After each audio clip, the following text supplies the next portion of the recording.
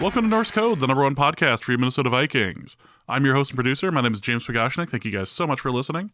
And at the other end of the tin cannon string, we have our analyst and co-host. You should know him from numerous blogs and podcasts around the internet, most notably from the Wide Left Substack. He is Mr. Useful Human, Arif Hassan. Arif, I just want to point out that I worked really hard on the article that was posted today at Wide Left, and no one has commented on it, and I feel sad.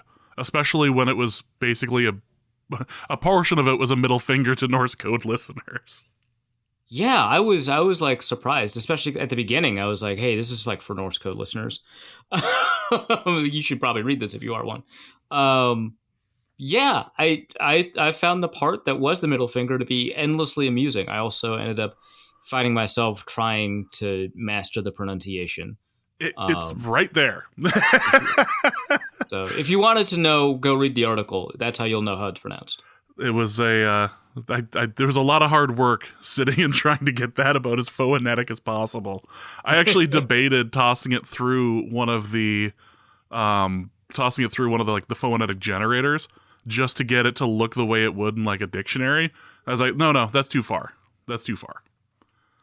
Yeah, it is. There's one thing that like bothers me because you're not following like the phonetic like standards for how one like writes a phonetic pronunciation, and it like in the middle that did bother me a little bit because you just throw the word make in the middle of it, and I couldn't tell if that's like if I'm supposed to pronounce that like make or make, and then I have to look back at the name and it's like, oh, that's just make. Okay, got it. Yeah, it's dumb. The whole thing is incredibly stupid and is probably keeping the country from winning the war. But by God, seemed like a good idea at the time. And with that, it's less of a middle finger to Norse Code listeners and more just a very specific subset of people who were encouraging me to try to do this on camera, or I say on camera, on microphone. So instead I did it in print. And with that, welcome to this episode of Norse Code. We have a game to preview. The Vikings are playing the Lions at home on Christmas Eve, so we'll be doing that with a little bit of help with another longtime friend of the show, and we have the mailbag as well. But before we start, again, thank you guys so much for listening to Norse Code. If you enjoy the show and would like to help us financially, you can do so in a couple of different ways. You can head over to patreon.com/NorseCode, and for $3.50 a month, or a little less for the year subscription, you can get access to the bonus material, you get access to the Discord, all of that over at patreon.com/NorseCode. You can also go to paypal.me/NorseCode as well for a one-time donation, or you can go over to norsecode.threadless.com and pick up any number of wonderful items up there, including the Wreath Christmas socks, which are up there. We have the shower curtain, the t-shirts, the stickers, buttons, all of that. I think there's even a mouse pad. You can get a mouse pad. That's probably what a reef needs is a nice Norse Code mouse pad, which you can get over on it. Yeah, exactly. That's not something you'd have to explain to your therapist at all. norsecode.threadless.com. And as a special warning, and I don't know if you've heard this yet, I've heard we may be featured in some way, shape, or form on the draw play tomorrow. So we get heads up now. That's nice. Well, look, in the general portion of the of the Discord, Draw Play Dave said, I think it's about time our Norsey boys made another comic appearance. So I'm just reporting at this point that there's a possibility of something over at the Draw Play. Okay, I'm just saying, like, very often it appears without warning, so this is like a nice change of pace. Yeah, the last time we got warning, I had an Optimism shotgun. And it's just been so useful ever since. Well, with that, it's time to preview the game. Earlier today, Arif conducted an interview with Jeremy Reisman of the POD cast. He has had a Lions podcast for a very long time and regrets the name of it because he can't seem to find it on iTunes. It was so clever when it was like, oh, Pride of Detroit POD, and then, oh. Yeah, as it turns out, searching for podcast in the iTunes podcast thing is not the easiest thing. But despite the unfortunate name, Jeremy Reisman's great. He's been on the show a number of times. And let's preview the Lions game, and I'll be back with the mailbag on the other side. I'm here with Jeremy Reisman. I believe it's pronounced Reisman and not Reisman. One of the things I could, awesome. I definitely could have worked this out in the brief few seconds before I recorded when I asked, how should I introduce you? I didn't even think, hey, I should probably get the name right. Don't worry about that. Jeremy Reisman, senior producer at Pride of Detroit. How you doing, man? I'm doing great, a riff. I deserve that. Oh, I've got an alarm going off. We're going to keep that in the edit. Don't worry about it. Love it.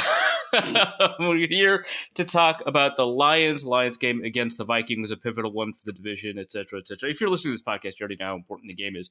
I don't care. We're going to talk about like individual players. We're going to talk about probably players you've never heard of because I don't want to focus on players like Taylor Decker and Aiden Hutchinson. Who cares about that?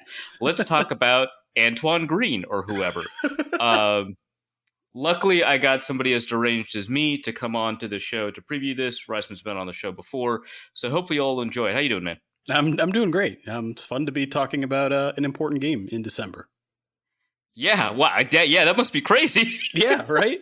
I mean, I guess last year things were kind of exciting and fun around this time with the home Vikings game. They were well, yeah. It also, I mean, the Lions were ramping up because they were turning 1-6 into 9-8 or whatever they finished as, right? So that, I mean, crazy finish to the season. So it was fun, but this is like meaningful, right? That's like different. Yeah, it comes with a lot more anxiety than only just, it's not just fun like last year when welcome to the dance, my dude. Right? Yeah. Mr. One-score games every freaking week. Yeah. It's learning a new kind of game day experience because I mean, right, yeah. It's the ulcers are different for sure. That's right. Yeah. Cool. We'll start by talking about the offense, then the defense. I have like a little space prepared for a completely non sequitur rant in the middle, so hopefully we'll be able to do. I mean, we will. I'll force it. Sure. But let's talk a little bit about the Lions' offense. So I've always like kind of been like Jared Goff is not real. I mean, physically he occupies space. He does. En masse, and he has a government ID and everything like that. So sure, but at the performance level that we're getting from like an EPA per play perspective does not represent his true talent. This is a micro version of the debate that people are having about Brock Purdy. Sure. It kind of doesn't matter, right? Because going into a game, right? It doesn't matter if it's like, hey, the real reason Brock Purdy is good is Kyle Shanahan. It's like, well, he's still going to be coaching this game, right? Ben Johnson will still be as far as I know, if someone doesn't pay him $15 million, I guess. That rumor is true. I do. Okay, there's no way. No, okay, so for people unfamiliar, Josina Anderson tweeted out that I guess there's a demand, like Ben Johnson has circulated a demand that he be paid $15 million a year if he's going to be a head coach somewhere. Yeah. For context, at the low end, first-time head coaches get paid $4 to $6 million a year. I believe D'Amico Ryans is around $6, right? Yeah. And also, by the way, I don't know if you saw this. Ben Johnson's agent quote tweeted Josina Anderson and like in the most mockingly tone possible was like, yeah, none of this is true. Rough. See, it's only 14 million. Come on. I'm sure Ben Johnson wouldn't say like no to a $50 million job, right? Like that's the only counterexample is maybe Carolina, because it feels like he had Carolina's job in the bag last year. And it sounded like he just straight up did not want it at all. Exactly. And looking how things Good played out, call, I think dude. maybe he may have had an intuition there that paid off.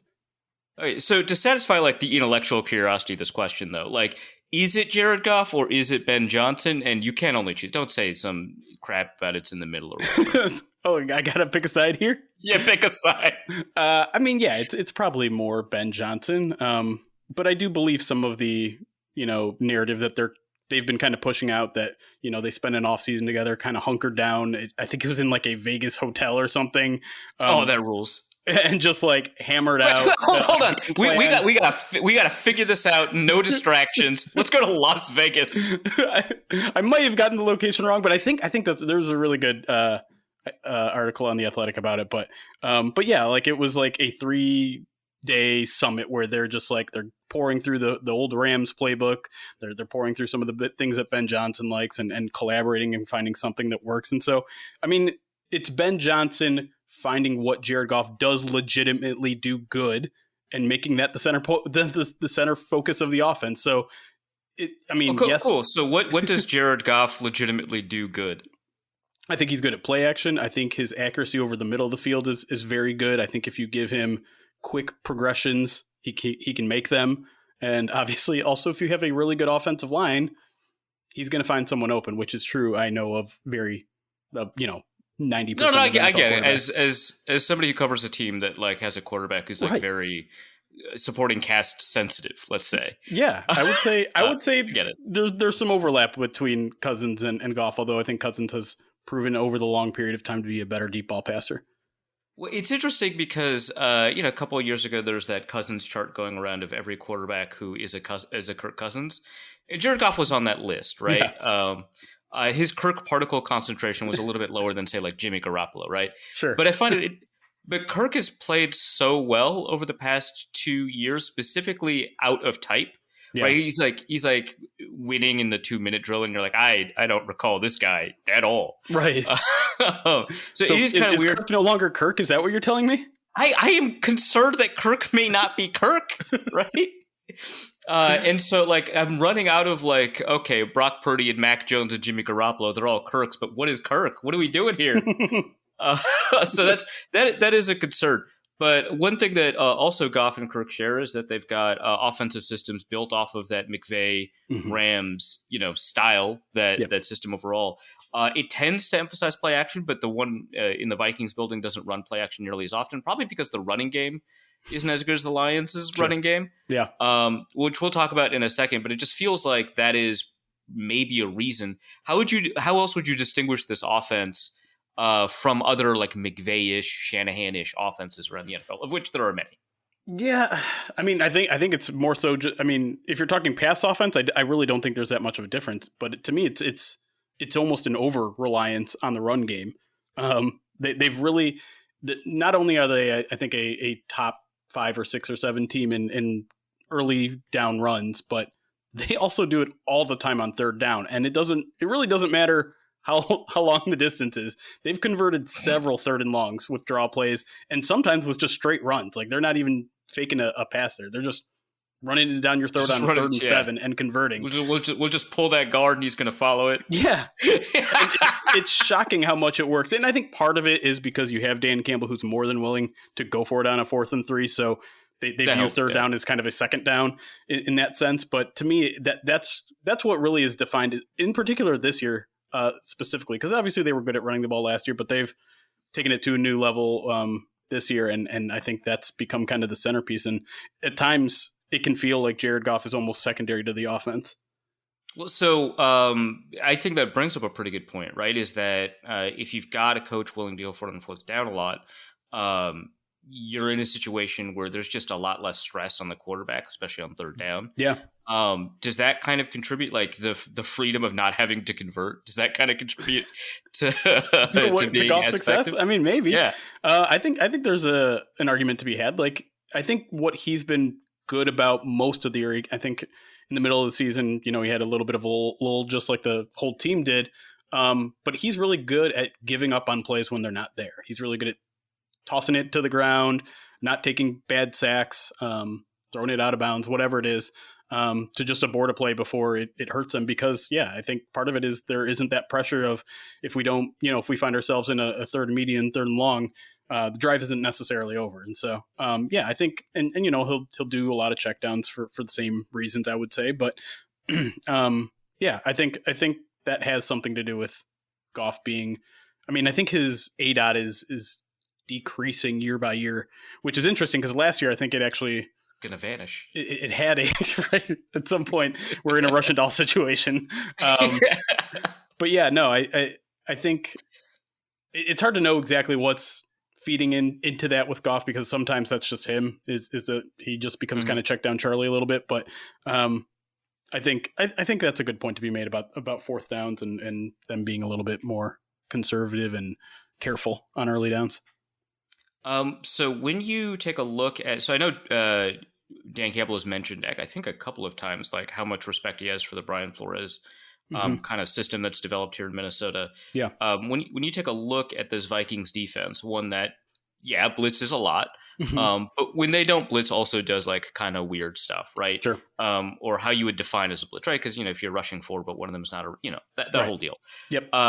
What are your kind of concerns about Goff specifically against this kind of defense? What do you think Goff will be able to take advantage of? Like, how do you see that matchup specifically for the quarterback here? Yeah, it's fascinating, right? It's no surprise that Goff, more so than most other quarterbacks, gets rattled under pressure, makes more mistakes under pressure. Could lose a game because of pressure, and so that is of high concern this week when you don't know where the players that are coming from.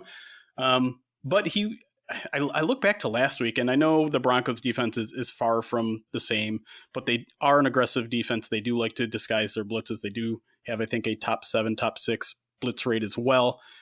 Even if they are, that high compared to the rest of the league, I know that pales in comparison to what the Vikings do.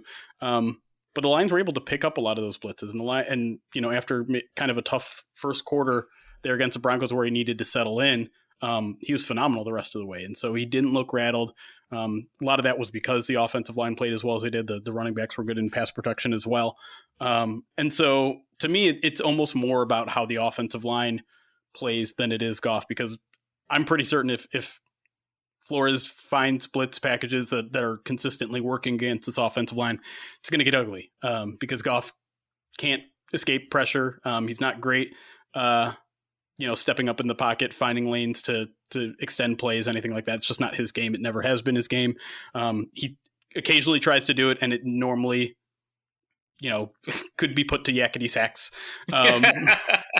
So I'm hoping that the offensive line can figure things out, because if not, it could be a long day for him. When will the true leader of the team take over the reins? I'm talking about Teddy Bridgewater, of course. He's running out of time here. I'm sure you saw he's retiring at the end of the year. Yeah, the playoffs are around the corner, man. He's got to go out, like a flame. Well, I assume Vikings fan want to see him kind of like, a triumphant ending for him. So I think the easiest way to do that is to hand the Lions the division this week. And then week 18, you let Teddy play that entire game, and, both teams are happy. I would only agree to that if Teddy starts this game. No. See, and also the subsequent game. Afraid I can't agree to those terms. Wow, rough. You hate to see them keep Teddy down, but it keeps happening, man. It keeps happening. Hendon Hooker still hurt, right? Yeah, he is. He's actually officially on the roster now. They started his clock about 3 weeks ago. Sure. I think he's just now starting to run some scout team. Okay. So yeah, you're not going to see him. I don't even know if he'll be the emergency quarterback this week. But yeah, they put him on the 53 just because they wanted him to practice for another month, essentially, and get him ready to I assume be back up next year. Sure. With Teddy gone, he's been like a huge mentor towards him, though. Like I think that was like half the reason they even brought in Teddy, is like they wanted him to be a huge mentor for Hendon, and oddly also a mentor for Jameson Williams, which is interesting in its own right. Wait, Teddy? Yeah. Okay. Sure. Why not? People love him. That one kind of surprises me, though. Yeah. Well, I think it's a little bit about running scout team. It's about, where wide receivers need to be for certain routes. It makes some logical sense. I think some people rightfully look at that and raise their eyebrows and say, okay, what does that mean about Jameson Williams? Why does he need a veteran quarterback to help him become a professional? But whatever works.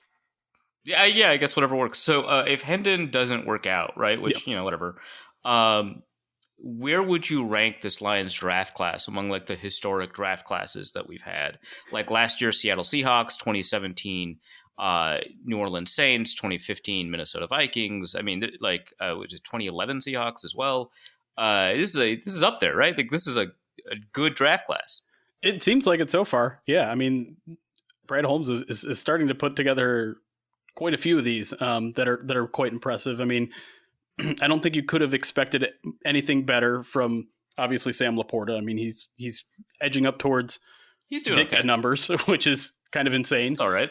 And as much as drafting Jahmyr Gibbs in 12th overall caused a lot of analytical people to lose their mind, and I would say I'm partially included in that crowd. Again, I don't think you could have pictured his rookie season to be much better than what they envisioned his role to be. Obviously, you know, if we want to go down the line, I think there's still a lot of questions about the Jack Campbell pick. But Brian Branch in the second round, pretty darn good. And, you know, I mean, that's enough right there. I mean, we're talking about 3 or 4 guys that are going to be critical pieces to this team. And maybe you could always say, you know, well, they had, you know, what is it?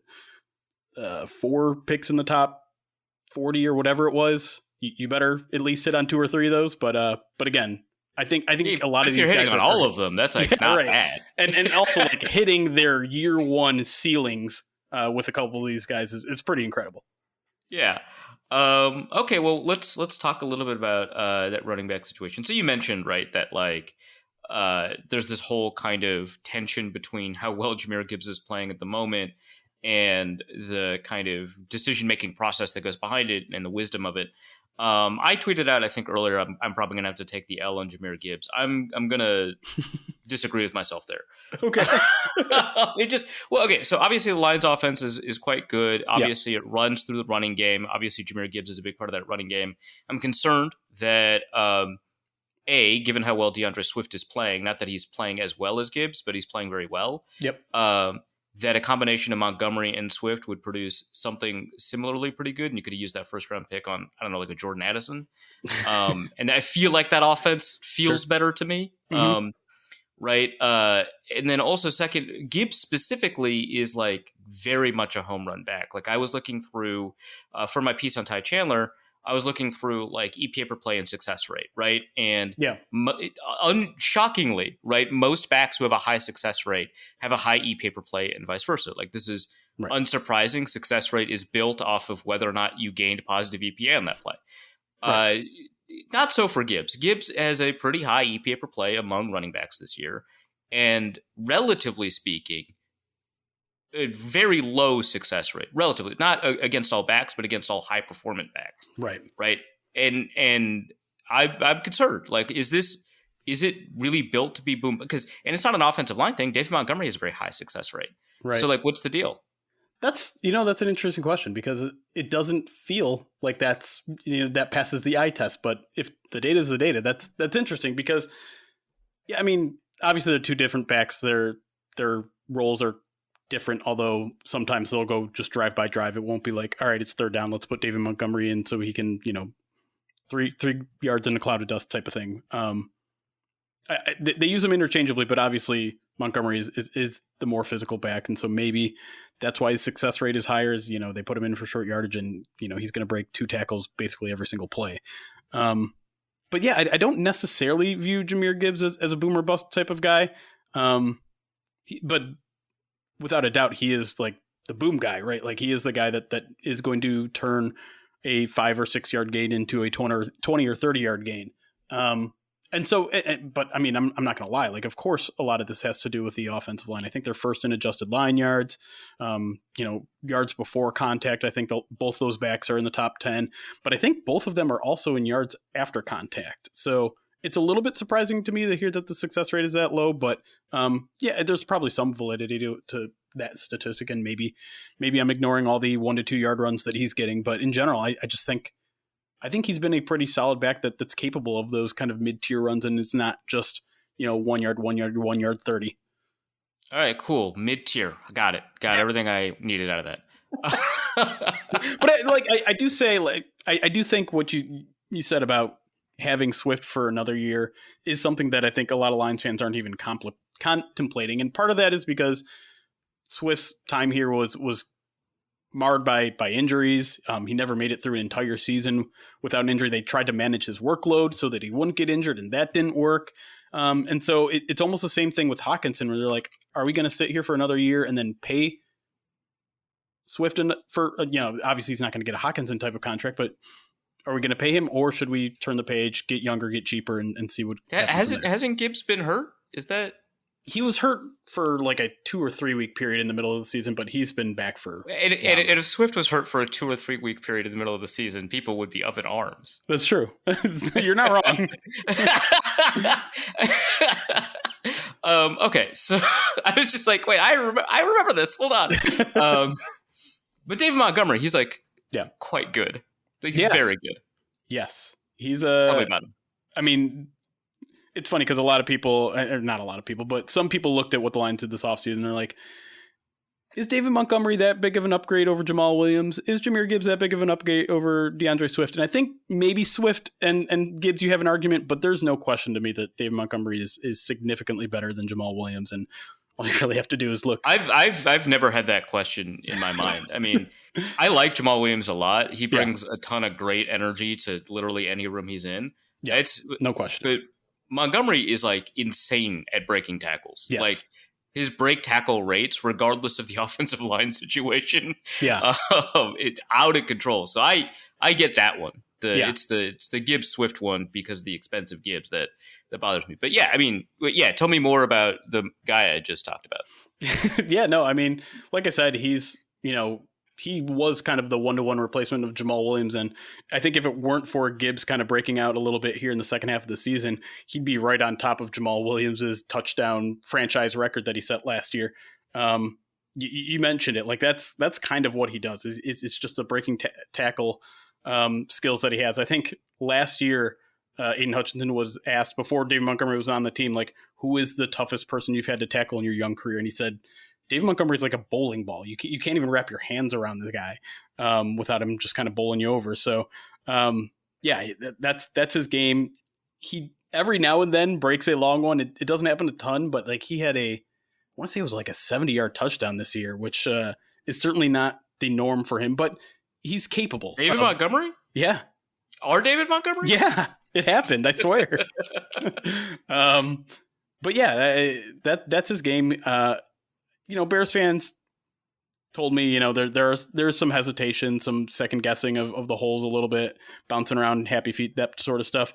And that'll come up every now and then. But in general, I think he's been pretty good about it. I think maybe it was a trust factor coming to Detroit after being in Chicago for 3 years and having a horrible offensive line, coming to maybe the best in the NFL. So he's been much more decisive as of late. And it's just, like I said, they really rotate drive to drive with those guys. It doesn't feel like a situational thing as much as it used to be. Okay, so I have heard something very interesting about David Montgomery. That he has the feet of Saquon Barkley, the vision of Le'Veon Bell, the strength of Ezekiel Elliott, and the athleticism of... He's not the originator of that He's meme, He's the original, yes, he is! I didn't know that! Yeah. Oh, man. It's all true. It's all true. But I did look at it. He did get 75 yards, but it was against the Chargers, so it doesn't count. Okay, that's fair. That's great. I should remember that because I was covering the Chargers for like a month, and that was the month. That's right. You helped our site for that. That's right. We did the fucking. I should have remembered. Oh well. I was at that game too, which is funny. Oh, that's crazy. Yeah. All right. Yeah. Sure. All right, let's talk a little bit about these receivers. So Jameson Williams is so bad that he needs mentorship from a 32-year-old veteran quarterback or whatever. That's right. Can he catch? If you would have asked me 3 months ago, I would have said no. There has been a little bit of a turning of the corner for him. I'm not going to sit here and tell you like, okay, he's Jordan Addison, he's whatever. Deshaun Jackson, which I think some people think is maybe where his career is headed or where his ceiling might be. Last week was kind of an interesting game for him because before last week, he had never had more than 2 touches in a game, period. And last week, they clearly made a concerted effort to get him involved. I think they targeted him 7 times. He caught 4. One was went from 2 to 4. Wow. Yeah, wow. It's explosion. Sorry. Explosions. Pew, pew, pew. That's right. But I think part of it was getting, because the narrative that that the Lions keep talking with him and really everyone in the receiver room is just how detailed the route running is, and you have to be at exact spots. And I think that's what he struggled with because, I mean, at Alabama, it was just like run in that direction and we'll toss the ball to you and you'll run under it wherever we throw it. And so I think he's struggled with that early on. But again, in this past game, again, like it was a lot more underneath stuff. It was a lot more in breaking routes. He had one really, really good contested catch, and then he had another where he shook a guy on the sideline where he was just dead to rights and somehow turned it into like a 10-yard gain. So there's a turning of a corner there, but I wouldn't say like this is a guy you need to fear on Sundays yet. Yeah, the turning of the corner is 242 yards this season. Right. Like, yeah. 4 catches, I believe, above 20 yards. I'm not looking at PFF. I should be if I'm going to say that, but I'm going to assume that certainly tracks if that's the okay. Right. Cool. Let's say we're creating new realities on this podcast. 4 catches over 20 yards. That feels like you mentioned that they're like getting him the ball underneath, trying to get him to do some yards after the catch stuff. But that feels like a weird utilization for who he is supposed to be. Maybe not who he is, but who he's supposed to be. Yeah. The thing is they tried the deep stuff and it was working occasionally, not as much as it needed to be, but something was off, whether it was Jared Goff just couldn't get it to him. That was part of the problem for sure. Like he seems to underthrow him all the time. Part of it is might just be the route running. Part of it is that's not really the Lions game. They rather kind of pick you apart and then maybe hit you with a in-breaking 20-yard gain, but deep shots has never really been a part of this game. And maybe it's because they haven't had the horses. Maybe it's because that's not what Jared Goff is seemingly good at too much anymore. But I feel like when was he good at it? I think there were times with the Rams early on when he could do it. Off play action. Yeah, for sure. Sure. But yeah, like I think they realized that they were kind of wasting downs there. I mean, I think the completion percentage throwing to Jameson Williams on those deep routes had to be something like 2 of 9. Like just really, really bad. Like, yeah, when he catches one, it's great. It's a 60-yard touchdown. Awesome. We got 1 or 2 of those. But yeah, every other one, it was never even close on the other passes. Like there was just a really big chemistry issue there. And so I think they're trying to maybe build their way back up to that with some of the shorter stuff now. Sorry, I just love doing this stuff. Okay,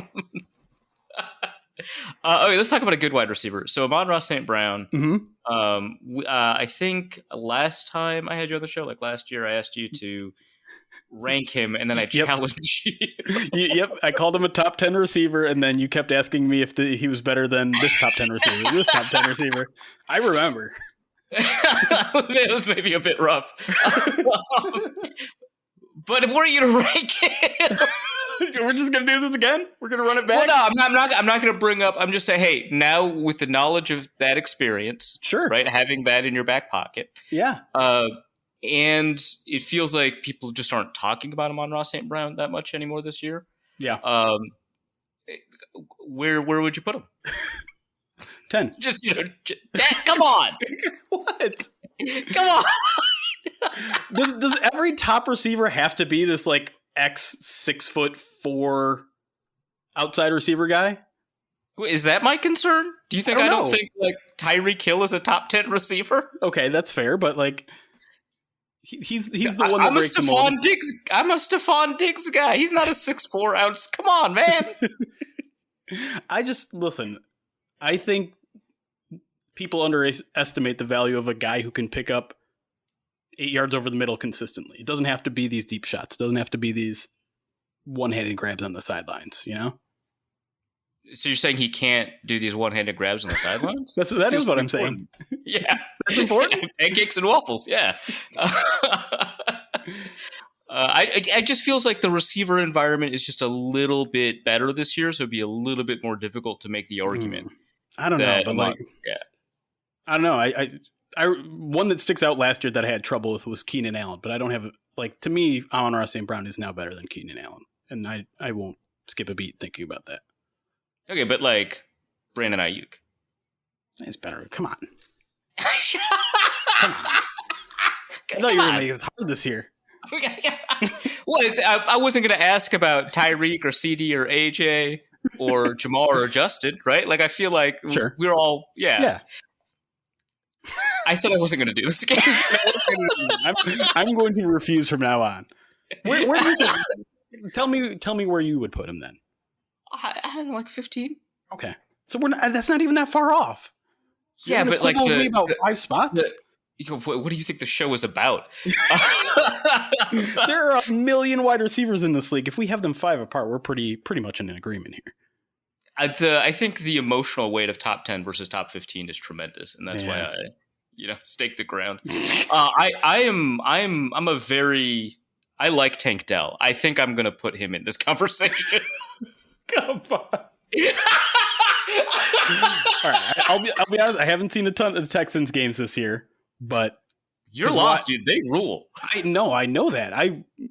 I'm behind here. Like I'm tunnel visioned on the Lions, and then why? How about this? I'll say Amon-Ra St. Brown is better than Julio Jones and DeAndre Hopkins. How's that sound? Okay. I'll take DeAndre Hopkins. Julio Jones is definitely a backhanded compliment. I won't take that one. You can keep it. Okay. Okay. This isn't even a top 10 because I don't even know if he's top 10. This is a curious. Would you rather have Devontae Adams or Amon-Ra St. Brown for 1 year? This year. No, I'd rather have Amon-Ra. I'm sorry. All right. Okay. So this is a useless conversation, not because of your answer, but just we should probably discuss the kind of player Amon-Ra St. Brown is. So tell me about him. Well, I mean, I hate to be like he's a player multiplier in terms of like making the people around him better, but that is part of the appeal of a guy like him because of the tenacity, because of the hard work ethic, because of the blocking on running plays. I know I'm sliding into all these Dan Campbellisms, but I don't know. Dan Campbell has me believing in some of these like things that I thought I would never believe in with the intangibles and things like that. But like beyond that, he's just like a supreme route runner. Like that's it. He's very detailed in his footwork. He's very intentional with everything that he does. He knows where the defenders are going to be when he's in, when they're in zone coverage, that sort of thing. And so, and now I think one of the things he's really expanded on is yards after the catch. I don't know where he stands in terms of that average and everything, but it's something that it felt like he was almost a tight end out there back in the day where he was just like 8-yard curl, get that, go down, first down. Now he's expanding a little bit more beyond that, turning it upfield, knowing how to split safeties upfield and things like that. And so I think that's where he's expanded his game to now, that he's not just kind of these 3, 4, 5, 6 yards at a time, where he's turning some of those opportunities into explosive plays. Okay, hold on. I'm trying to find him on the plus minus yak list. Okay. I have to scroll down a fair bit. I'm sorry.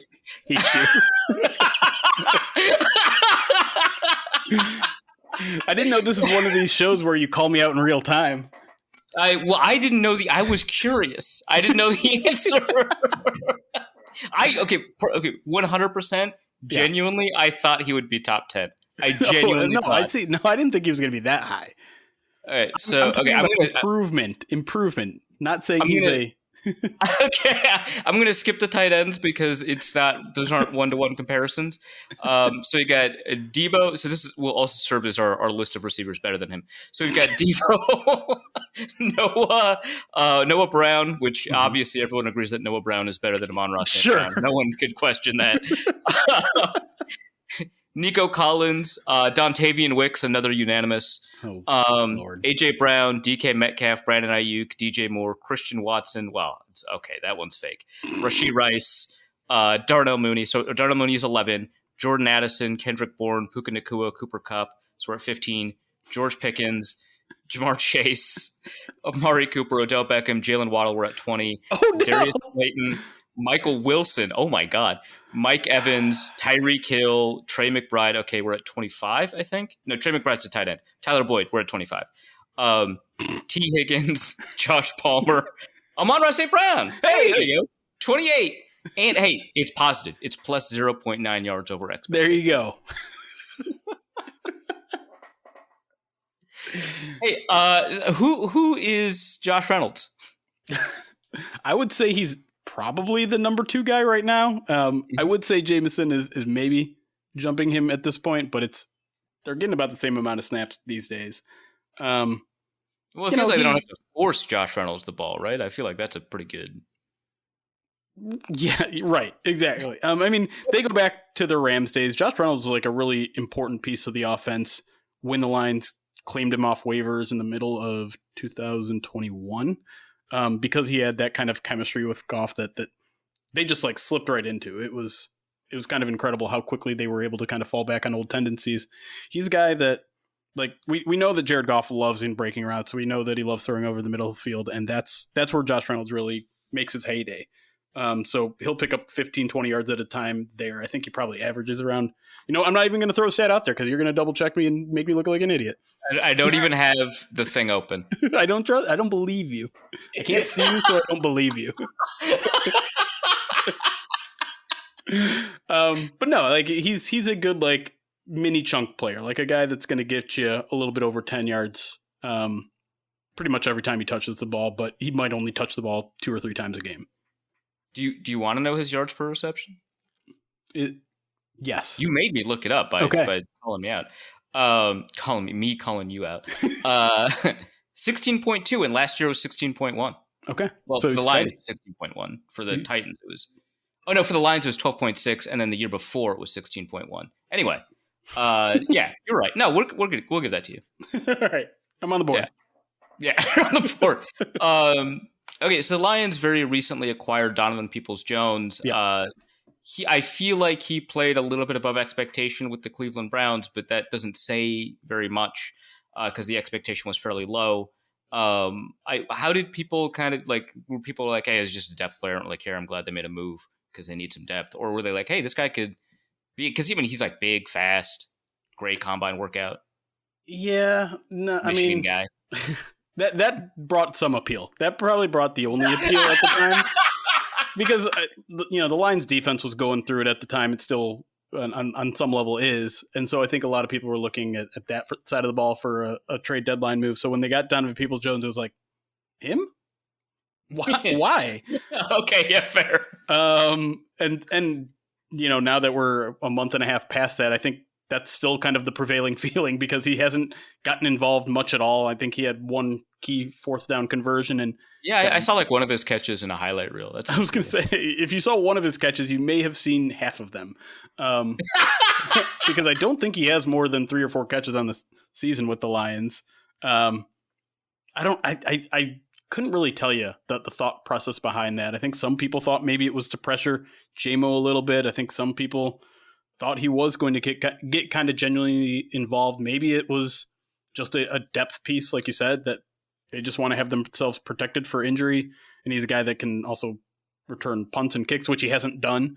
So yeah, he's essentially been a non-factor to tell you the truth through a month and a half. And so I'm not really sure that one's going to go down as a win in Brad Holmes' book, but it was what did they trade for him? I think it was a 6th. Whatever. Yeah. He's probably better than the average 6th rounder. That doesn't bother me. Yeah.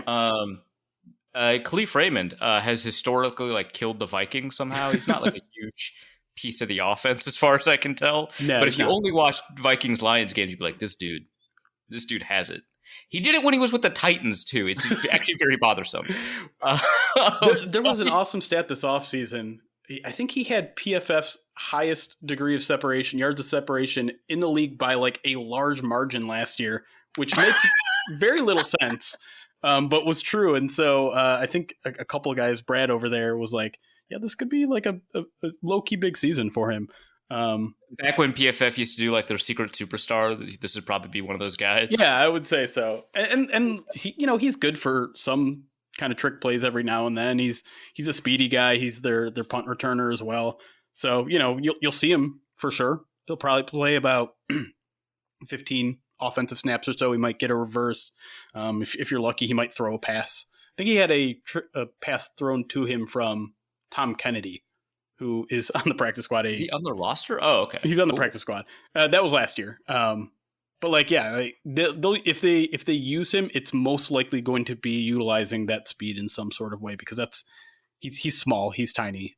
That's really his only, playing card, I would say, out there. So If that's where the Vikings defense is vulnerable, a speedy, tiny guy, then look out. It could happen again. well, who is Antoine Green? I'm still trying to find that one out myself. Cool, great. Let's talk about tight ends. Truth be told, Antoine Green might not be long for the roster.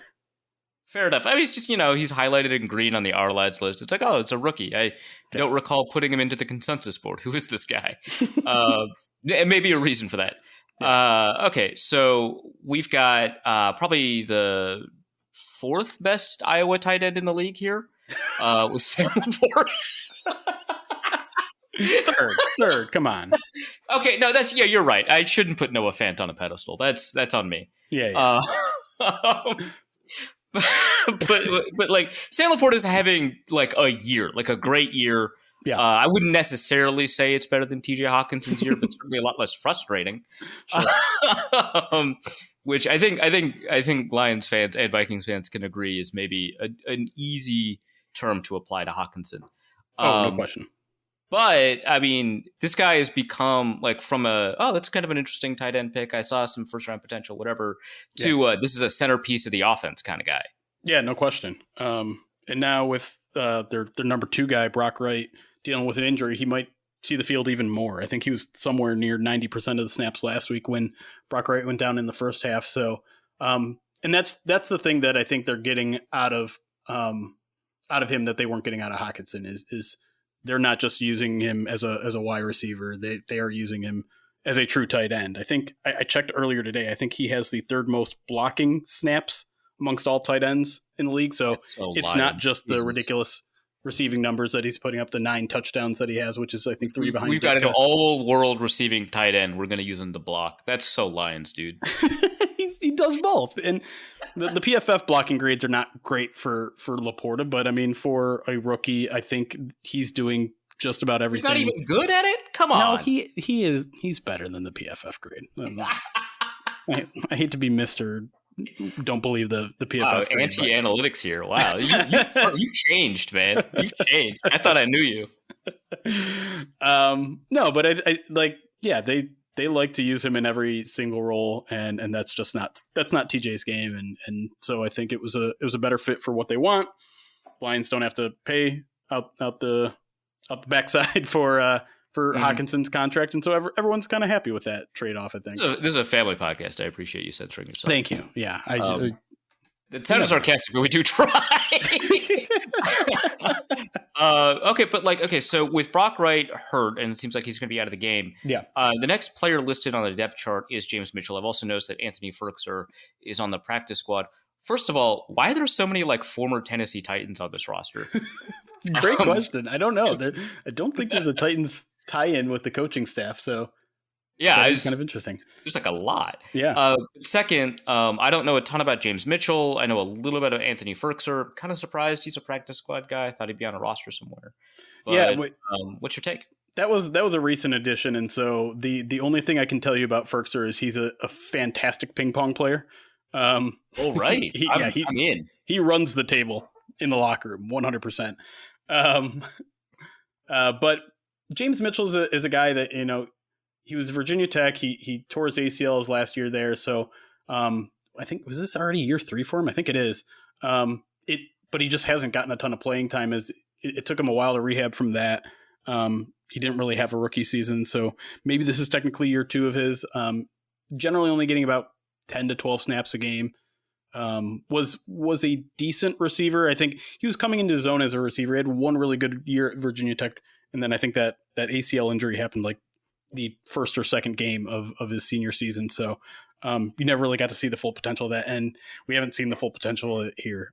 So kind of an unknown. I think the idea in general was to make him a more well-rounded tight end, but that experiment has taken some time. So if you see a lot of him out there, it's a potential vulnerability. I don't think he's necessarily shown a lot yet at the NFL level, but I think he's a guy that they still have a little bit of hope for.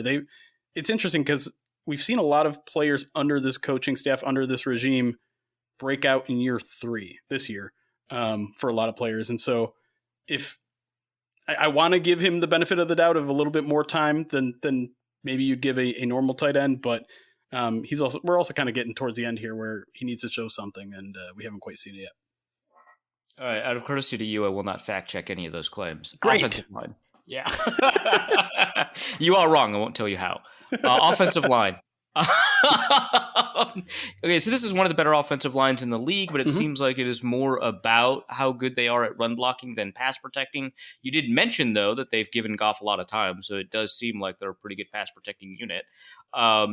What about this offensive line kind of stands out? It feels like there's Pro Bowl quality at like 4 of the 5 positions. It depends on what you feel about Jonah Jackson.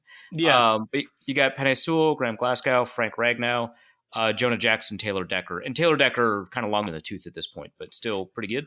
Yeah. I would say I'd say this has kind of been a down year for Jonah. And so maybe that's the weak point of where they are right now. He's also dealt with injuries here and there. Really everyone on the offensive line has dealt with some injuries here and there. If you look at Graham Glasgow, I think he had 4 designations today.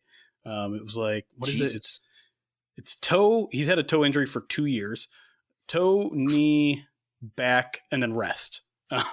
Which and then rest. Yo, dude, relax. Yeah. Right. But no, he's in the midst of another Pro Bowl, All Pro kind of year at center. You can tell just the command of the entire offense is a little bit different when he's in versus out of the lineup. Penei Sewell to me is the best player maybe on the team entirely.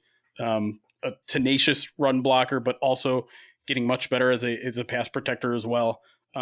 He's a guy that they sometimes just build a game plan around, which you never really think of for a right tackle, but he's that good at what he does in terms of getting out in space, in terms of just mauling players in the run game.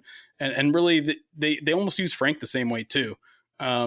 Because you're definitely spot on when these guys are run blockers first. That doesn't mean they're bad at pass protection. But their identity is just, we'll maul you guys. And by the fourth quarter, you won't have anything left in you. And so that's kind of been the full identity. Graham Glasgow is filled in for Halapuli Vaitai, who's dealt with a back injury for the second year in a row. Sorry, I just wanted to commend you on the casual pronunciation. Listen, it's year 3 or 4 of him. Like rolls off the tongue. Hey, I've seen announcers who cover a number of Lions games just go with Big V. Okay. Yeah, it's coward's way out. I don't do that there. I throw caution into the wind. I throw fake facts out there, hoping that the host won't fact check me. I roll off the pronunciations without a second guess. Although I know I'm right on that one. And shout out to Brandon Lee Gowden for helping me out with that one because nice. Have I told you? I'm sure I've told you on this show, and I don't need to do it again. But like, just sing his name to play that funky music, White Boy, and you'll never mispronounce it again. Oh my God. You have mentioned this, but like reintroducing that fact is great. Okay. We have like a pronunciation quarter on the show. So this is actually very good news for us. Well, there you go. Yeah. Mostly people trying to taunt people into James pronouncing Kaimi Fairbairn's full name. Look it up when you have the time. Okay. Yeah, it's a long one. Well, his first name is John, so that part's pretty easy. But after that, it gets kind of dicey.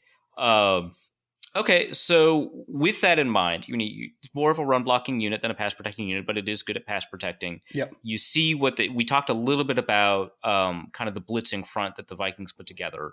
What about kind of these kinds of fronts concern you? What about these kinds of fronts are fairly easily neutralized by this offensive line? Like, how does that matchup work for you? Yeah, I would say that the biggest concern I have is that this 5 just hasn't had a ton of time together. There's been injuries all along, like I said, at pretty much every position. Jonah's probably missed 3 or 4 games. Frank missed 1 or 2. Graham, like I said, came in for Halapuli Vaitai. The only guy that I think has played every single game is Penei Sewell. I think he's been in there every single week, which is, if you want one guy to be there every single week, he's a good one to have. Yeah, fair enough. Yeah. So, I mean, I guess just like the overall chemistry might not be as tip top as maybe a team that's had the same guys every snap for 12 straight weeks or whatever. But at the same time, like I said, they did a really good job against Denver and their kind of disguised blitzing. So I think that could work out well. I'm fascinated and I'm eager to ask you about this on my podcast. Like I am eager to see how the run blocking matches up with the Vikings defensive front, because the Vikings, I mean, everyone gives all the attention to the crazy blitzing and the coverage looks and all that sort of stuff, but they're also a really good team at stopping the run. And the Lions haven't found a lot of teams that they're giving them trouble in that aspect. And they're really hitting their stride right now. I think in the past, I don't know, like 6 or 7 games, they've hit 140 yards almost every single game and over 5 yards carry almost every single game. So they're just kind of running over people at this point. And I'm curious how that matchup, because to me, like that's the key to this game. The Lions are really they're going to run it on early downs all the time. They're going to want to try to get into 3rd and 4th downs and manageables to maybe keep that Vikings pass rush at bay. And if they're able to do that, then I think they'll be able to move the ball. If they aren't able to do that, and the Vikings, like I said, are a pretty darn good team at stopping the run, that's when I think this game could potentially get out of hand. All right. So before we talk about the defense, I mentioned offhand before the episode that a lot of people say that, hey, we speed up, podcasts a lot. We don't necessarily speed up this one because sometimes Arif just talks fast. If you do speed up this podcast, don't tell me. I respect you less. But I said I'm not huge into people who speed up podcasts, and then you were about to say something, and then I started the show. Yeah. And so now I want to know the take. What's the take? Well, I feel like I'm kind of one of those guys where speeding up podcasts changed my life a little bit. It's changed your life? Yeah. What? Yeah, I listen to a lot of podcasts, Arif, and man, I thought your life was going well up until now. No, I'm sorry, buddy. Shambles until. But the point I was going to make is there is one exception, because I do listen to a fair amount of comedy podcasts, and with timing, where the timing is like critical. Yes, yeah, exactly. And so I can't touch those. But in terms of like absorbing as much information as possible, so that I can hit like so like when Nate Tice and Robert Mays are breaking down like the 14th game of the week, you're just like speeding through it. Well, I mean, it depends what games they're breaking down. I might use a 15-second skip a couple times with those. Fair enough. But no, I mean, I like to think about it mathematically. I'm like, okay, Sam Laporte is on this podcast for 40 minutes. If I listen to it at 2 times speed, it's only going to take me 20 minutes. I've saved plenty of time there, so that I can do nothing with that extra 20 minutes. Yeah, right, yeah.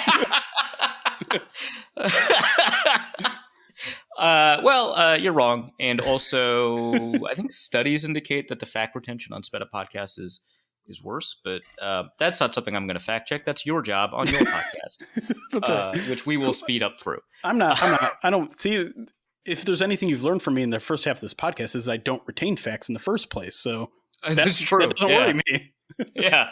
Hey, you got the Josh Reynolds one. We'll give you that. There you go. Yeah.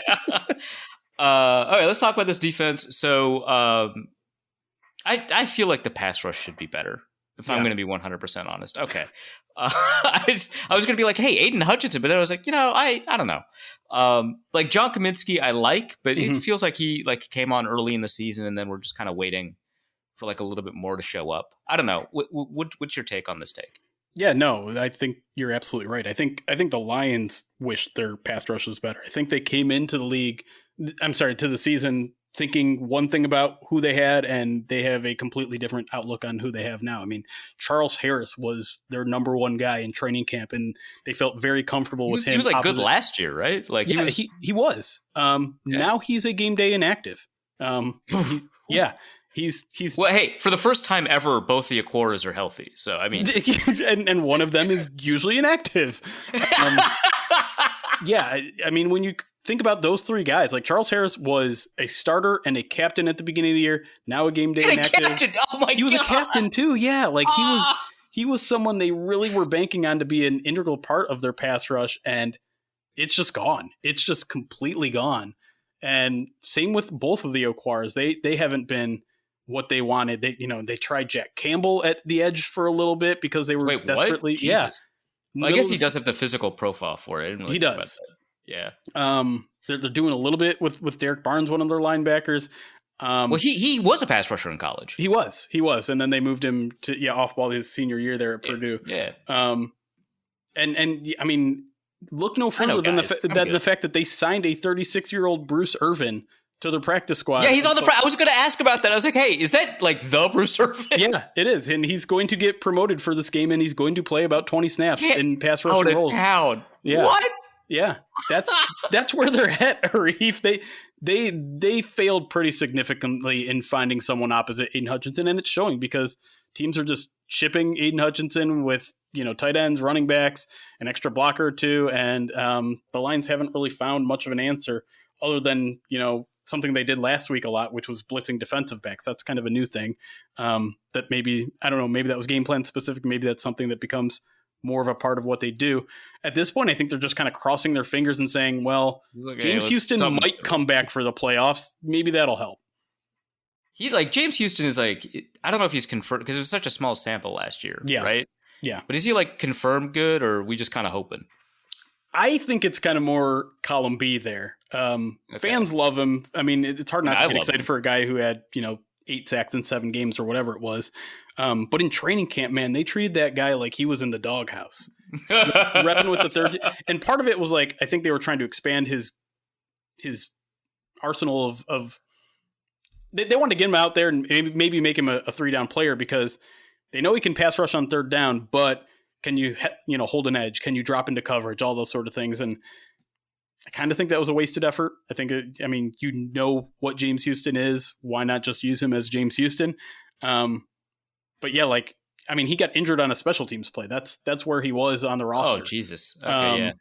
So I don't, I think some Lions fans are hopeful, okay, he comes back for the playoffs and suddenly we got a supreme pass rusher on both sides of the ball. I'm not sure the Lions are going to see it that way, but at the same time, their perception of that edge room has changed drastically from where it was in training camp. So maybe they are looking at him as someone that could really give them a boost. Do you think the fact that they only grab nose tackles contributes to this pass rush problem? A little bit. Yeah. I mean, the Broderick Martin pick in the draft was certainly one of the more curious ones, especially because the video of them picking Broderick Martin was crazy. It's they thought they got Aaron Donald, man. They were hyped. Yeah. And they traded up to get him. A lot of people didn't have him until, a day 4 pick or day 3 pick. Oh, I know. There's not a day 4. A day 4 pick, yeah. So yeah, I mean, he was low on the consensus board, but a lot of the Lions picks were so. Yeah. Which most of them turned out. So, not a huge knock, but Broderick Martin, hey, what's going on? Well, I mean, and the one thing they did say from the get-go was this is a developmental guy, William and Mary.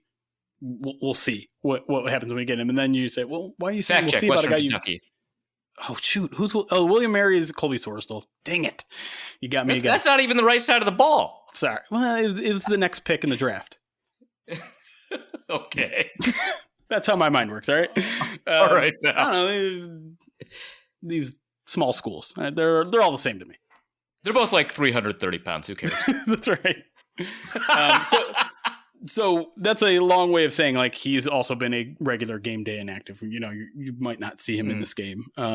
So they're hoping. I think he's a year 2, year 3 guy that becomes a nose tackle. People seemed kind of excited when this pick happened, not now, about Levi and Muzurike. Well, I just wanted to be clear. Yep. It seems like he's not even starting. What's the deal? He's had a back injury that nearly derailed his entire career. Rough. Yeah. I think everyone went into this year saying, if we get anything out of Levi Onwuzurike, it's a plus because missed all of last year with a back injury. Even his rookie season, he was talking about how he couldn't even sit down in meetings because of his back, and he's playing through all of that. So yeah, it's been a really rough career for him. And, it's a cool story that he's still on the team and still on the 53-man roster, but basically been a non-factor out there. And another guy that I would say he's been inactive for at least 3 or 4 games this season. And when he hasn't been inactive, we're talking about a dozen snaps maybe at a time for him. I mean, if I were him, I'd try to stay on the team as often because the painkillers are free, right? So I would try to. Dude, if you can't sit in meetings, that's where my head is going. Maybe that's what separates him from me. But I'm just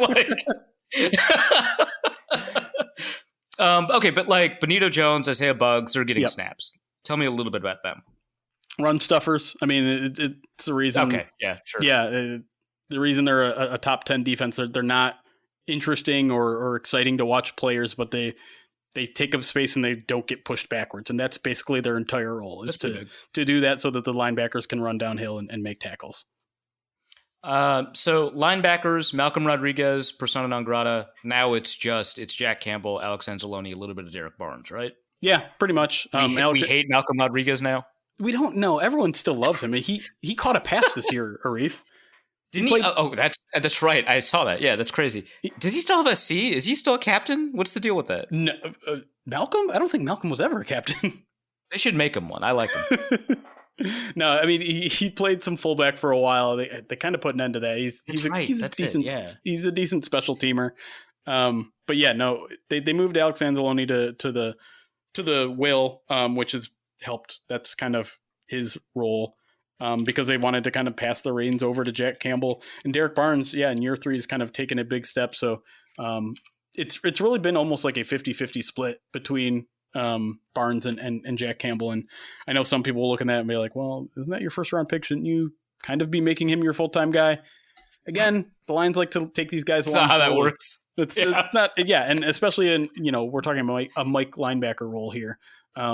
Anzalone is still kind of the voice of the defense and usually has the green dot when he's in there, but you can tell they're kind of transition. Man. He's actually been quite good this year, which is I don't want to say it's surprising, but it's taken some Lions fans by surprise because people hated him the first year he was here, and granted, there was reason for it. Right? He was missing a lot of tackles. The way he described it is he was probably overcompensating for the bad players that were around him. It's not exactly how he said it, obviously. I was like, is this guy a leader of the team or not? What was that? Yeah, no, he didn't say it that way. But that's essentially what he meant. And now that they have more reliable players around him, he's kind of able to focus more on his role and do his role and not try to overcompensate. And that's made him a better player. He was so good at Florida. Then he got hurt a bunch, and then the Saints grabbed him, and then he got hurt a bunch there. Yeah. I felt like this guy was only ever going to be a part-time player. So I don't know. I've always been rooting for him. Yeah. All right. So secondary. Hey, is Afadi Melifonwu like good now? Like what is the deal with that? That's a great question, and I'd like to know it myself. I mean, he became the starter 2 weeks ago at safety. They drafted him to be a corner, but after year 1, they moved him to safety. And since then, he's just been battling injury after injury after injury. And, we talked more with the coaching staff in these past couple weeks and sounded like they really wanted to make the change to put him in the starting lineup weeks ago. But he got injured again. He had a club on his hand for a few months. And so now that that's off, he's played 2 games there. He's made a lot of plays. He'll be the first to tell you he's still learning the safety position. So that's always kind of scary when a starter says something like that. But he's incredibly athletic. He's long. He gets down and plays the run. He had a phenomenal pass breakup last week on a deep shot. So he's coming along. And I am curious to know whether he is actually good or not. I don't think I can draw that conclusion based on 2 starts. And the curious thing about it is, he might only get 1 more start because C.J. Gardner-Johnson's coming back pretty soon. Yeah, I was going to ask about that, but it sounds like it's not this week, right? I don't think so. I mean, he's kind of a crazy person anyway, so it's possible. But the way the Lions operate, when they start their clock on a guy, they're like, we need to get him in football shape for 2 weeks. So I'd say maybe next week against Dallas, but for sure that finale against the Vikings will be there. So for context for Afadi Melifonwu, I'm sorry, I just gave up. Crazy athlete. So I think his brother, back when we were doing like fake Spark scores off of combine numbers, which I don't think we're doing anymore. We're just using RAS scores. Yeah. His brother Obi Melifonwu was one of like the rare. They called him like, I forget who did it. Zach something. He's a Seahawks guy. Did like a 3 sigma, which is 3 standard deviations away from the average athlete. So JJ Watt was one of them. Calvin Johnson was one of them. Right. People who tested outside. And Obi Melifonwu was that.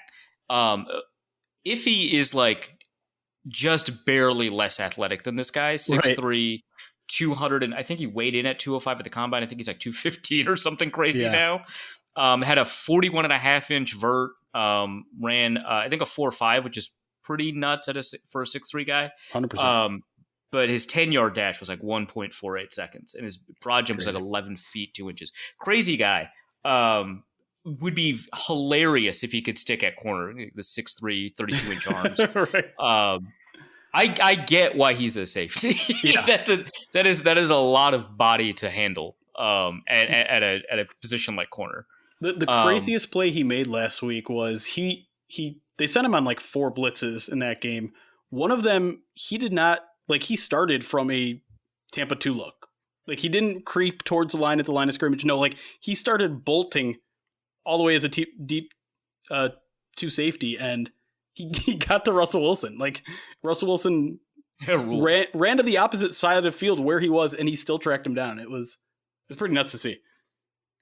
And then there's the good safety, Kirby Joseph. Yeah, except he hasn't really been good this year. Yeah, what's up with that? Yeah, I think is it Tracy Walker time again? I've always liked Tracy Walker. They just benched him for iffy. Like, yeah, but I mean, come on. They're not going to. I love Tracy. He's actually a really good person, and I enjoy talking to him. And I think he's an okay player. I think so too. But with he can hit. Yeah, he can. He definitely can.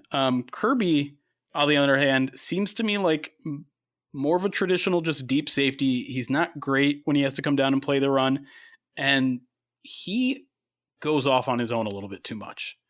He doesn't play at safety. Yeah, like he'll guess a little bit too much. Man, you got like there are safeties who guess, like Troy famously was one of them. Harrison Smith guesses a fair amount, but like if you guess, you got to be right, dude. Right. And he's been, I would say, more wrong than right this year, and it's cost him some big plays. The Lions don't give up a ton of explosives, and you can fact check me on that one because I'm 99% sure it's true. But at the same time, like, he feels like anytime they do give an explosive, it feels like he's kind of at the head of it because, yeah, I don't know what it's either he's a second late or he got turned around on a play because he guessed wrong. All right, I looked up the explosive play percentage. Bad news: Minnesota has dropped from first to second in fewest explosive plays allowed per play. Last week was pretty rough. I remember. Yeah, but Detroit, 3, 4, 5, 6, 7th. There you go. And it's actually not sorted the right way, but I think if you resort it, it's still 7th. Okay, I don't like it's sorted by total explosive plays. I kind of hate this. So there's 7th in total explosive plays. Arjun Menon is the one who tweets this out every week. That's right. And yep. I feel like he should know better. He should sort by percentage. Calling him out on the pod. 100%. Get him here. I'll call him out in person. Everyone add him right now. Yeah. Okay, I'm going to do this manually. Now I'm annoyed. 1, 2, 3, 4, 5. Tied for 8th. That's fine. That's fine. Okay, so okay. So when they do give up explosives, very often it seems to be Kirby Joseph. Yeah. Let's talk about the cornerback group, the injured cornerback group. So Cameron Sutton, there you go. That's a guy. He's okay. Jerry Jacobs is hurt. CJ Gardner-Johnson is probably not going to play. Brian Branch is healthy-ish. Yeah. Yeah. Brian Branch is fun. He's very fun. He's extremely fun and very good. And then Kendall Vildor is the guy filling in, right? Yeah, it's a mixture of him and... You seem excited about that fact. The Lions have gone through it at the corner position because it's not just that Jerry Jacobs is injured. He got benched before he got injured. Oh, good. Yeah, and they replaced him 2 weeks ago with Kendall Vildor. They kind of split time. Last week, it was Kendall Vildor and someone named Khalil Dorsey splitting time at corner. And that's, I think, the route they're going to continue to go with. And I can't tell you a ton about these guys because I don't know a ton about these guys because they haven't played a ton. Obviously, Vildor, you may remember, was with the Bears for a few years. Yeah, he was with the Bears. Yeah, I love that he was on the Bears. Yeah, I love that he was on the Bears. Right. I would say both those guys are pretty physical in the way they play. And Khalil Dorsey is fast. Like, they use him as their kick returner sometimes. But I wouldn't say I have a lot of confidence in either of them as they try to figure out. Like, obviously they had different plans. They brought in Emmanuel Mosley, who was fresh off an ACL, played 2 snaps before he tore his other ACL, which is just heartbreaking for the kid. And so he seems like a good dude, by the way. Like, I'm not just saying that. I barely got to see the guy, unfortunately. Okay, fair enough. Meet him, but like I hear all the same things about him. I do think the Lions' original draft plan was to get Witherspoon before the Seahawks took him right before they were on the clock. So I think that was a surprise, in fairness. Yeah, it was. And so I think the Lions didn't come in with a great plan at corner this year. And then the plans that they did almost immediately fell through. So they're definitely I would say the biggest weakness of the entire roster is the outside corners. But it's just like Justin Jefferson and Jordan Addison. It's not a big deal this week at all. You don't got to worry about that. Yeah.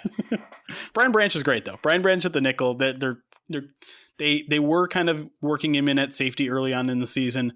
Then they decided they just wanted him to focus on nickel, and he's been excellent at nickel. Yeah, so in college, he was a nickel corner that sometimes played safety. Yep. He's projected by many to be a safety because I don't think he had like the pure raw speed to be a corner, and at his size, a lot of people didn't necessarily want him at nickel. Right. Screw that. He's at nickel. Yep. He's doing well. Yep. Okay, cool. There's no kicker I noticed on the roster. I know that Michael Badgley is on the practice squad, yes. But like that's weird, right? A little bit. Well, they're in like a really interesting situation right now because they are going to return like 4 guys from IR in the next 3 weeks. So I think what they're doing. Kicker? What? Well, sorry, I got ahead of you there. No, you're right that one of them is eventually going to be a kicker, but I think right now they're doing it because they need to start playing guys from the practice squad so that they have room to elevate guys from the 53. They could elevate TJ Gardner-Johnson this week, and the fact that they are not spending his position on a kicker is one of the ways they can do that. But at the same time, like Riley Patterson lost out the job to Michael Badgley behind the scenes during practice. I think the special teams coordinator Dave Phipps said today they had like a month-long competition where they were kicking 6 kicks in a row twice a week, and they were essentially just like taking data on both those guys, and whoever came out after a certain amount of period of time was going to be the kicker the rest of the way. And so they made the change last week. One of them got the game day paycheck, and the other one got the practice squad paycheck. I mean, essentially. Well, I think once you get elevated, don't you get a game day paycheck? I don't know. Either way, they decided last week to make a change. Patterson had missed a couple extra points. He wasn't bad per se, but they don't really trust either of these guys to kick anything from like 52 or longer. So if they're on at that part of the field where, you know, they're at the 35, 37, 36. You're just going to go for it anyway. They're going to go for it. Exactly. They're going to go for it. They won't punt. The other day, I think it was in Chicago, they had a 4th and 10 from the 35, and they decided to go for it.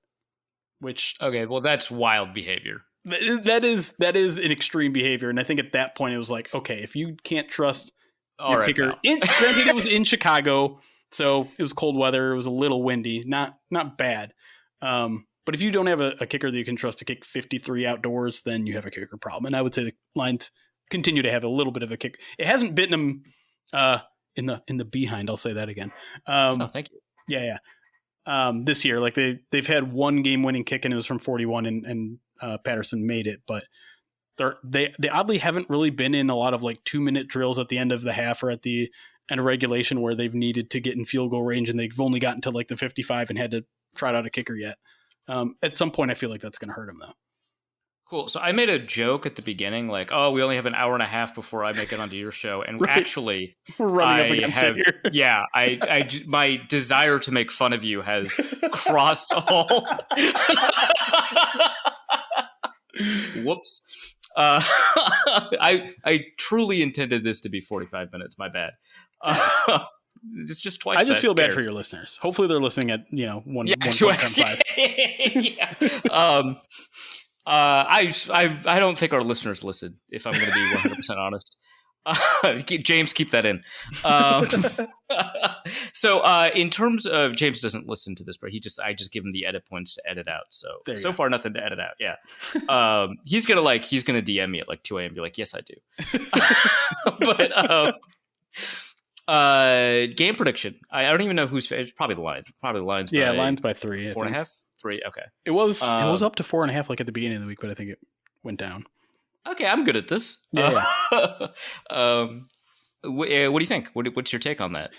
Yeah, I tend to make my prediction Friday morning, so I don't have one in the chamber yet. I'm having throw an experimental one. Throw what's the gestating take? If you see it different in my column on Friday, then I will not fact check you. Perfect. I don't have a great feeling about this one, and I don't know. The Vikings have obviously been a really difficult team to peg down because they're seemingly different every week. But I think the defense has a chance to get Jared Goff rattled in this game, and he's coming off of a tough November into early December where he turned the ball over a ton. Feels like maybe he's starting to get right there, but this is just like such a new, unique defense that I just don't know how he's going to react to it. And that to me is like the entire key to the game, because the Vikings are going to score some points. We mentioned the beat up secondary, and I don't have a lot of confidence in them there. I also don't know what to make of Nick Mullins. Maybe he's going to hand the Lions a turnover or two, but the Lions have not been great at forcing turnovers. They're not getting a ton of interceptions this year. So, I mean, at this point, I'll go like 30-27 Vikings, but I don't feel very confident. You know who's good against blitzes? Who's that? Daddy. Oh, you're right. Shoot. You know what? Let's just go Teddy versus why can't I remember your other quarterback's name?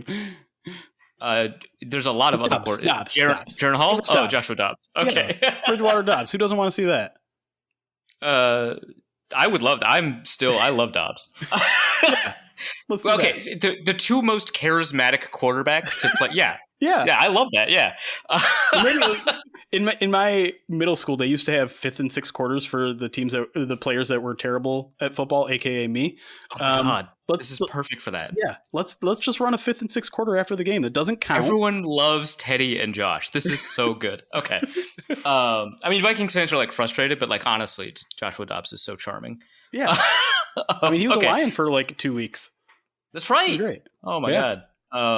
Well, now you're screwed. You let a rocket scientist into your building, and now he gets to tell the enemy. All right, cool. Well, thanks for sticking around for an hour and a half just for me to make fun of you. Thanks for inviting me onto your next show, which is going to start in like 12 minutes. Of course. Anything you want to plug besides that show? Also that show? No, just anything Pride of Detroit related. Just Google that and click on whatever you see. That sounds so dangerous, dude. Nah, it's fine. Yeah, Google is famously reliable nowadays. All right. Thanks so much. See you around, dude. Oh, and then wait, no. People follow you into Detroit Online at Detroit Online on Twitter, which is secretly clever, but like people don't notice that. So I don't feel proud of it anymore. What? I don't know. I've had it for like 10 years now. It doesn't feel clever anymore. You know whose Twitter handle is still clever 10 years after still having it? Cox Sports 1. What? Lauren Cox, Cox Sports 1. Oh, I thought you just said Fox Sports 1. I'm like, what? No, that one's boring. No, Lauren Cox Sports 1. That one's still good. That's not bad. He says the only reason he still has it is because it complimented every time he's on the show. Let me ask you something before we get out of here. Do you like having NFL in your Twitter handle or not at this point? It just feels like it's like asking if I like my name. It's like I don't know. Okay. All right, man. Peace out. Later, man. All right, let's go to the mailbag. And the first question is from Jack Rackham, who asks, has there been any consideration for having Greg Joseph push Mullins for future sneaks? I'm not sure Brandon Powell has what it takes. Yeah, you got to find the strongest guy on the roster. And while we did think that was Brandon Powell, the thing that we all thought and all knew, it turns out it might actually just be Greg Joseph, right? Because we weren't successful with Brandon Powell, so might as well see what we can get with a potentially stronger guy like the kicker. I realize that I'm biased on this, but I feel like CJ Ham could have done much better in the situation, either pushing or running the ball. That doesn't make sense. I don't see how that would work. Fullbacks, there was a time. And I know he catches more balls than he does like running now, but there was a time when the fullback was your guy. You need 2 yards, you need 1 yard, just push it, bulldoze through. There was a time. Paul asks, the Lions have done pretty well against opposing running backs this year. Has that largely been due to personnel, defensive scheme, or game flow? I think a lot of it has been due to the personnel. I think it has less to do with things like game flow, where the Lions have been in a bunch of crazy games, which the game script has gone in a bunch of different ways, and yet they've still been successful against the run. We talked about it a little bit with Reisman when we discussed kind of the interior. The fact is that the defensive tackles they have are just not pass rushers. They tend to find just a bunch of nose tackles. And that's one of the reasons that they're successful against the run. I mean, Aiden Hutchinson's also a pretty good run defender. That plays a role, but like a lot of it is just the Lions care a lot about stopping the run. They'll put 3 linebackers out there. The Vikings will put 1 linebacker out there. It's a very different approach to defense. And so I think it's both like the players that they have are specifically talented at stopping the run, but also the personnel that they have, which I guess is related to scheme, but the personnel that they have, better suited, generally speaking, to stop the run. Next question is from a second jet has hit Drew Bledsoe, one of the few Lions listeners, or Lions fans rather, who hangs out in the Discord. For the It's Lions week, so I get to be in the mailbag regardless corner. Lions safety Ife Melafongwu, let's go with that, sure, is represented by the Italian stallion of sports agents, Sean Stellato. However, CJ GJ is back at practice and will most likely get Iffy's spot. How do you balance the raw talent of CJ against the stiletto power buff that Iffy gets and who should play? So based off the conversation I had with Jeremy, I actually think CJ Gardner-Johnson would likely play some sort of corner nickel role. It could be the case that Gardner-Johnson ends up playing the safety role that he very often plays, but he's like a nickel safety, right? But they seem pretty high on Ife Melifonwu in the way that he's played over the past couple of games. It sounds like, based off that conversation, that they've wanted him to get on the field for a while now and have just had like difficulty because of the injuries getting him out of the field. And so now that they've got that, I don't know that they would take that away. Again, it doesn't. My understanding is that Gardner-Johnson may be another week before he starts, in which case we'll have the Packers game before the next Lions game for us to kind of get a good read on how he's going to be used, who he's going to start over. But, it's entirely possible that, they could play 3 safeties instead of 3 corners in a somewhat Vikings kind of way, because they don't really like their outside corner, again, as per the conversation. Let's go to the next question, which is from VikesFan33, who asks, is Michael Penix a fit in the Kevin O'Connell offense, and do you think he'd be worth a first-round selection? He's the quarterback for the Washington Huskies, correct? Yes. So he is being touted as a potential first-round pick. I actually don't think that he is a first-rounder in my eyes, because I don't think that his upside is really there for a lot of first-round picks. It's not going to be. That doesn't mean he's going to be a bad quarterback. I mean, we've seen some pretty successful second-round quarterbacks, so I'm not saying that, but I think that in terms of the way that NFL teams value, these quarterbacks, he has some elements of a first-rounder, but many elements of a potential second-rounder or later. So the first issue that I have, just me personally, I don't think NFL teams care this much as I do, but I think the fact that he is going to be 24 before the beginning of the season is a red flag. I think older quarterbacks tend to be red flags because that additional age and experience mischaracterizes their talent level, because they now have a huge advantage over the teams that they're playing. And so it's really like a 19-year-old lighting up a college defense versus a 24-year-old lighting up a college defense. Those are 2 very different things to me. It also means that his ceiling is a little bit lower relative to where he is right now. But he's got a lengthy injury history. He's had, I think, 4 season-ending injuries or something like that, 2 ACLs at least. And like that's a huge, like 4 season-ending injuries is a huge concern. He doesn't like make a lot of plays happen. Like obviously he throws the ball and receivers catch the ball, and then statistically he's done a very good job of that process of playing out, and he's had a ton of yards, high yards per attempt. But rather, I'm saying like he's not doing a ton to throw receivers open deep downfield. He's not doing a ton to fit the ball in tight windows, making plays in the way that like Cam Newton was talking about, game changer versus game manager or whatever. It doesn't seem like that's what he does. there is a little bit of inconsistency to his game that doesn't really bother me as much. But like the fact that he doesn't play with a ton of athleticism, the fact that his arm strength isn't entirely up there with a lot of first round quarterbacks, and the fact that he's an older prospect with an injury history, like I think all of those will push him into the second round. That said, I do think that he is a fit for the style of offense because he's very good in timing oriented offenses. He has evolved mechanically to the point where I think that he's generally going to be very accurate unless you've got a significant amount of pressure, but he does a pretty good job of avoiding pressure with his pocket movement. So I think all of that kind of helps in a big way. I think that, so when I said he doesn't create plays because he's not throwing people open deep. He does throw with anticipation. He does throw the ball into space to allow a receiver to run into space in the intermediate area of the field. I don't know if he can throw deep to the outside, which is going to be an element of the Vikings offense just generally. So that is a concern.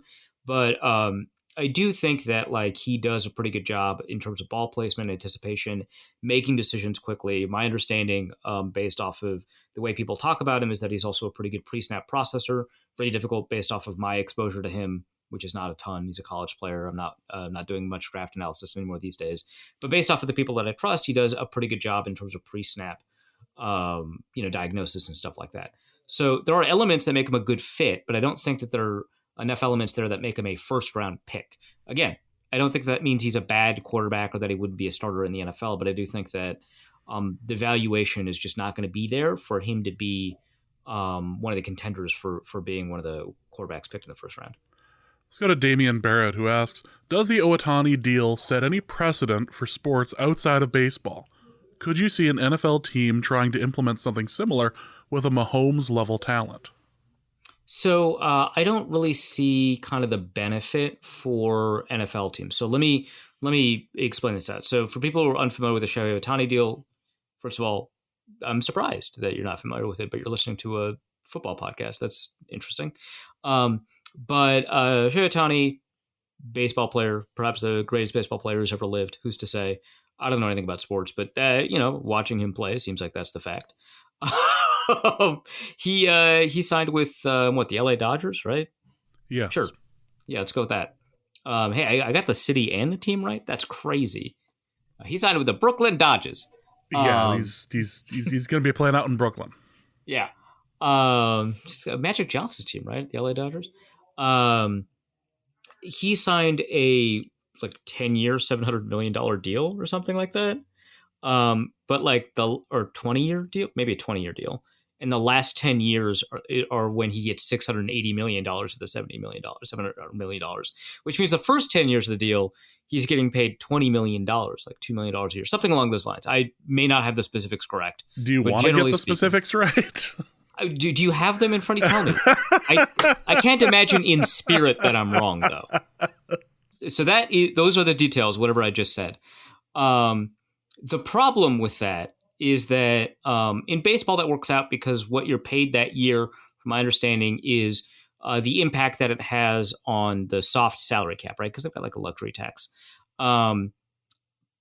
Which allows the Dodgers to afford more players. Also, just in general, like the Dodgers, like they don't have unlimited money, right? And so paying somebody $70 million a year is going to limit their capacity to surround him with talent. Well, not anymore, because for the first 10 years, I don't really have to pay him that much. That doesn't work I don't know if that, would work out in the NBA or whatever. In the NFL, that wouldn't work out. Because first of all, any money that you guarantee a player, because this is all fully guaranteed, it's baseball, right? It's all fully guaranteed. Any money that you guarantee a player by NFL rule has to be on hand in some capacity. Now, it's not as hard a rule as you would think, but it has limited teams from offering a lot of guaranteed money. This is famously a problem for the Cincinnati Bengals. It's been a problem for the Las Vegas Raiders in the past, although I don't know as much anymore. You have to have the money on hand in escrow, right? Now, mind you, the Dodgers probably have that money on hand, and they're probably going to be earning interest on it. There's a whole deal about whether or not this deal makes financial sense for Ohtani, whatever. For the NFL, that creates a problem because even though these are billion-dollar organizations, having $700 million on hand that you can't use for anything is fairly crippling. I don't know if any NFL team is willing to do that. Certainly, I think teams with new owners may be capable of doing that, but I don't know if they'd be willing to do that. So that is like problem number one.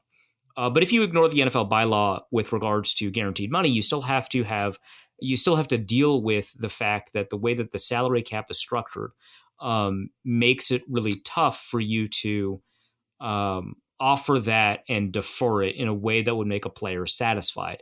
Essentially, if you offered a $700 million deal to an NFL player, they and the public would understand that most of that money will never go to that player because it has to be non-guaranteed. Otherwise, you are screwing your salary cap later on in a long-term deal where you're offering a guaranteed base salary. Now, mind you, you could later convert that guaranteed base salary into a signing bonus. But the problem with signing bonuses in the context of this conversation is that the cap of the cap impact of a signing bonus must occur within the first 5 years of a deal. And so if you sign someone to a signing bonus and it's a 10-year deal and the signing bonus gets paid out over we get paid out right away. But let's say you can organize a pay structure, which we'll talk about in a second.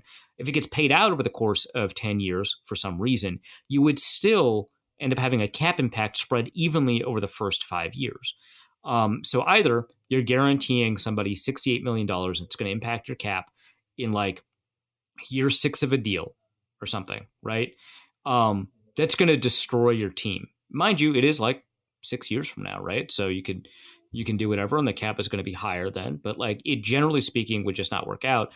No one offers NFL players guaranteed money 6 years down the line. That just does not happen because it is an injury-riddled sport. Not saying Ohtani is going to be healthy the whole time. Hopefully he will be. But it's the NFL. The guy's not going to be healthy 6 years from now. It just doesn't happen, especially because all of this occurs in a second contract.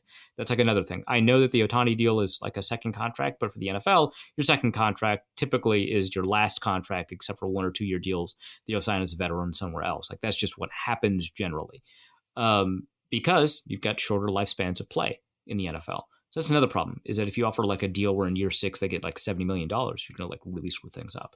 The other thing is, in essence, you could do this because if the thing is you just want to pay out a player over the course of 10, 20, however you get paid out, that's fine. From my understanding, you could just do that. No team would really like, because it's like, especially if it's a salary, you have to get paid out on game day. That part is true for tax reasons. But like a signing bonus, in theory, or roster bonus or whatever, in theory, you could have that paid out over the course of the lifetime of the contract, possibly later. I don't know how that works, but the cap impact occurs immediately within the structure of that contract. How you get paid out is between, my understanding, again, is between the player and the team. And there are players that do try to get their base salary paid out over the course of 52 weeks instead of the course of 18, but they get taxed at the rate of whatever that game check is. And it gets like pretty complicated. It's a lot. But I still believe you have to get paid out that year for tax reasons if it's a base salary. So I don't think that this would provide a model for any NFL team, even though there is technically a way where you could pay out that money, but there are no cap savings for that. You can't build a team around somebody getting quote unquote underpaid that year because they'll be paid more later. Because the way that you navigate that through an accounting impact would not help you. Yeah, the Bobby Bonilla thing is fun to watch. It's fun to look at. It's fun to celebrate, but like, it's not super practical. Yeah, it's very baseball. I mean, there's like stuff in hockey that sometimes does that, from my understanding, but it's like very baseball. Yeah. Meanwhile, the NFL has things like, void years, and you can just enjoy those. Yeah. Damien also asks, because it's relevant, should the Hell League have a punishment for the team that comes in last place? A body pillow, perhaps? My understanding is you are currently in 12th place in the original Hell League. I am? Or you're playing for 12th place at the moment. I am? I mean, I assume. Let's pull this up here. I mean, I've been writing about this for weeks, so I feel like I should know. I know I was in a consolation bracket, and I know I didn't win it, but that's... Oh, wow. So wait, so I'm 9th, but I'm playing for 12th? Yep, this is the 11th place game. Oh my gosh. I mean, you're slightly favored at the moment, but not by much. Alvin Kamara should have done more for me. Yeah, well, there you go. So, yes, I agree there should be some form of punishment. We'll see what... I disagree. What is possible. I wonder why. On principle, of course. It's not like a bias thing. Naturally. Doesn't even affect you. Nick Howard asks, for the food corner, I would like a Reeve to argue why Christmas turkey is the superior turkey to Thanksgiving turkey. So I saw this in the show notes, and I was like, I don't want to do this. And James is like, it's a question. You have to answer the question. And technically, I could be like that guy wearing like the Bluetooth speaker. I don't know if you've seen that TikTok go around, right? Like, hey, yeah. Okay, yeah. It's like, hey, would you rather like have equality or economic stability? And he's like, both. I don't have to answer your stupid hypothetical. That's nice, but that's not really how the bits on the show work. So,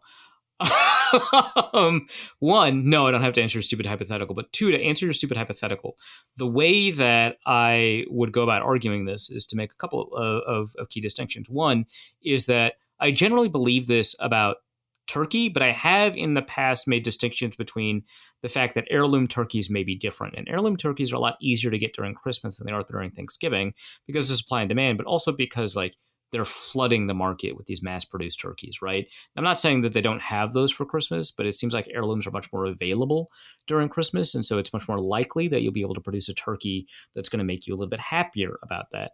I think the second reason is because the expectations of a Thanksgiving dinner are just generally higher. Like I know people enjoy Christmas dinner a lot. I enjoy Christmas dinner a lot. But like Thanksgiving is about the food. Christmas just has good food, right? And so I think that having a higher expectation and a lower like product is more disappointing and sucks more than like Christmas, where it's like, oh, well, the turkey didn't really hit, but I've got the Christmas ham and I've got my gift. So I'm happy. Where it's like if the turkey doesn't hit at Thanksgiving, like that's what Thanksgiving was. So that sucks. So that's like part two. I think part three is that I just feel like without the pressure to produce like a classic turkey, like to have like it's like a whole turkey that you're presenting on the table, like the Norman Rockwell painting, which I think like the physics of that don't really work out unless the grandmother's like a weightlifter or whatever. But like the Norman Rockwell painting of serving like this giant turkey that everyone's really excited about. You're not really as committed to that presentation. And so you can engage in cooking practices that are a little bit better. And I know people that do spatchcock turkeys for Thanksgiving. It just seems like it happens a little bit less often because there's that pressure for presentation. But doing stuff like spatchcocking a turkey, doing stuff like, just cooking it, completely taking it apart and cooking it in parts, doing stuff like smoking it, that is all a lot easier, I think, for Christmas than it is for Thanksgiving. And so the cooking methods you will have available to you are a little bit wider, and cooking methods that you almost never would see on Thanksgiving, like a confit turkey, which I do want to have at one Thanksgiving to test it out and see. Which, by the way, I did have Thanksgiving turkey in one of the methods that I was curious about, but I don't think we gave it a fair shot because I had COVID, and so we couldn't cook it at home, and so we had to cook it. My roommate had to cook it elsewhere, and it didn't. So we're going to give that one another shot because I do want to be fair. But confit turkey is going to end up being on the menu at some point, and that could be very interesting because that is very much designed to resolve that specific issue of fat content and moisture. And it feels like that's a lot easier to do for Christmas than it is for Thanksgiving. So those are my reasons that would be better. But I, again, don't like the premise because it is still turkey. It still ends up being that one underlying issue.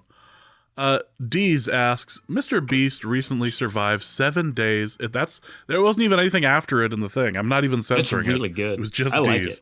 Like said, Mr. Beast recently survived. Mr. Beast, rather. Recently Mr. Beast. Yeah, that's where we're at. Recently survived 7 days buried underground. How long could a reef last before his mind becomes mush and he starts ranting about Brock Purdy's MVP candidacy? I think I'm gonna write about Brock Purdy's MVP candidacy this week. Like, okay, so like I've been torn between making Purdy into like another bit, like I did with like Carson Wentz and Mitchell Trubisky, right? And I probably would have turned Josh Allen into a bit if he didn't just like power through and just be too good for it. Also, it wouldn't have been a very good bit because everybody disliked Josh Allen. So like, James, you get it. But like, yes. From a content creation standpoint, that one's less interesting. And the thing is, like, it's tough because, like, with Carson Wentz, I was like, the red flags that like bothered me from an objective evaluation standpoint are like still there. And the reasons I don't like him are like well established anyway. Whereas with Purdy, my only concern was, his rookie season, he was very yak dependent, and also he was a 7th round pick. And so the prior on him not being good was pretty strong. That prior has changed because we've got more NFL games, and he's no longer as yak dependent as he was. And so the reasons aren't like funny, right? Like the NDSU thing is funny, at least I think. At least it's nonsensical. With Purdy, it's not nonsensical. The reasons have just shifted. And so I've been kind of torn about whether or not I want to make into a bit. And I've talked already on I was on the Bet the Process podcast, which is a gambling podcast, where I talked about Purdy a little bit, and I already conceded some ground there. So I'm going to turn what I said there into a piece on Brock Purdy. And so I don't think I have to be buried underground to go into a rant. I'm about to go into that rant anyway. So the answer is really 0 days. But I have spent entire days where I don't like talk to anybody in real life, but I am online, right? I don't know that I could survive 3 days without any human contact, like in person or online. Like I would lose myself so much in that environment. Like I laugh at people who talk about like phone addiction because I think people care about it too much. At the same time, I personally think I do have phone addiction. So this would not be good for me.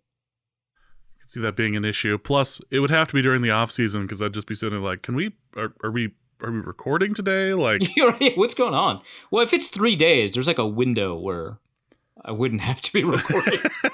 It's just like, hey, James, guess what I've been doing for the past 3 days? I was having my own personal darkness retreat.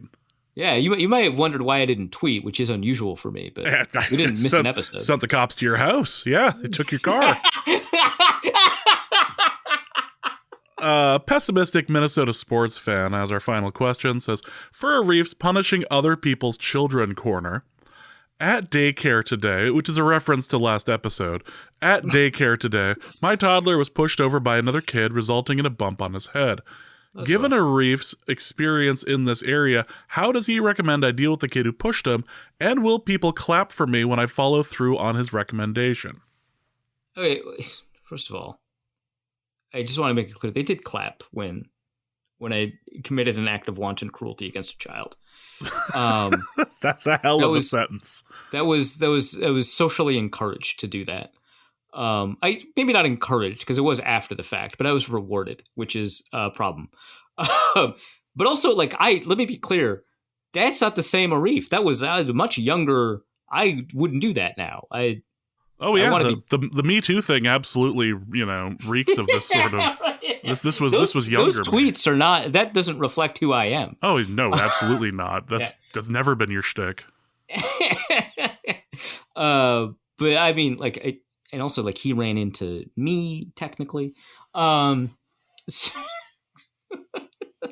So anyway, if you want more context, I guess listen to that last episode. I don't know that would help me, but there you go. To answer this question, I guess kind of honestly, first, like, did the daycare do anything about it? I feel like that's pretty important, right? Because it's like, generally speaking, we as a society tend to agree that unless you give up, like in loco parentis, like parenting rights to like a provider or like a teacher or whatever, right? That you don't generally get to discipline other people's children. Like we tend to agree on that. And there's a lot of tension with that fact, right? Because we don't want to grow up in a society where children get punished poorly or mispunished or abused or whatever. And so we have opinions about that, but we don't tend to enforce the punishment. So I don't know that you would deal with the child directly. So first, like, figure out if the daycare like did anything about it. That seems important to me. And if a punishment was, meted out and maybe it was appropriate, then you're done. If not, first of all, that's a conversation you should have with the daycare. That seems correct to me. And maybe they just like weren't made aware of it. It happened, out of sight of a caretaker or provider, which I guess is its own problem. But, kids find ways to hide and stuff like that. That's not good, but I understand why that might happen. And then no one decided to tell an adult until your kid told you. Maybe that's a thing. And maybe it wasn't even like they didn't trust. They just didn't feel like it. I don't know. Again, that is its own set of issues. Then I just feel like talk to that kid's parents. That seems normal. I feel like this isn't a lot of the child rearing corner type stuff that are like difficult questions to answer, and I come up with like a convoluted solution that involves like crafting pacifiers out of different objects, right? Like just insane stuff. This one seems normal to me, right? Like you just talk to the kid's parents, and like I guess maybe the other kid's parents could be like real a-holes about it. Here's my question to you. Uh-oh. Because I've looked at this question for a day or so now, and you've been ruminating on this question? I have been. I have an important. If we extrapolate this question further, Is it like a hypothetical or an addendum? Let's go with addendum. How long ago was this? And do you think it's possible that in the time between you tripping the child and now... Wait, me? Yes. Well, I'm talking about what happened with the story where everyone clapped. How many years have passed, and is it possible that during that period of time the child grew up, gone to high school, gone to college, became a policeman with the Minneapolis PD, and stole your car? No way. And always like kept just razor focus on getting revenge. So it's not even the question. It's like the reason the question came up, really, more than the question itself. Let's do some math. At this point, we're just seeing if Arif has a Terminator following him.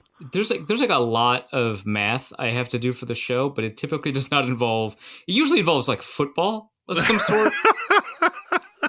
Sometimes I have to figure out like the mile radius for like the beekeeping corner, because like there's with like cents and stuff like. You'll have to listen to the other episodes if you want that. But but very rarely for a non-football mailbag question will I be doing that. Okay, so it's 2023. I was my first year of college. Let's say that was 2007. So that was 16 years ago. Let's say that kid was 7. That's like a Healy's age, right? Very possible. Right. So that kid would be 23 now. They do have some young ones on the force. Okay, I just realized I subtracted 23 from 7 and then added 7. Mind you, I didn't come up with that kid's age until after we got to that point, but still. And here I was trying to enter you into the Excel Olympics at one point. Okay, it should not shock you that I watched some YouTube videos about that. I actually did not end up watching any, as an aside, because that's what this part of the show is about.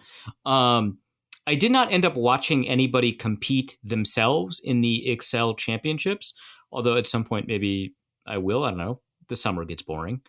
But I did watch somebody try to, like, they reported on it. They're like, hey, isn't this like this, like way before it like blew up on ESPN or whatever. This channel, and this gaming channel, I forget the name of the gaming channel. I'll link it in the show notes. That's like the only thing I'll be doing for the show notes this week. This gaming channel that does a bunch of really great original journalism also talked about the Excel championships, and they wanted to do it themselves. And I was like, oh, these guys are nerds. They're like very fluent in the way that like numbers and games work. So, they talked about Dwarf Fortress for like 2 hours or whatever. So they know this stuff. And so they get like last year's or 2 years ago's Excel championship like document. And in the document, it includes the instructions. So they give themselves a timer. In watching them attempt to do any of the problems on the Excel championship spreadsheet hurt me so much that like I have like a completionism thing. Like I have not finished a game in years because I still haven't finished Dragon Age Inquisition. I am like 2% away from finishing that.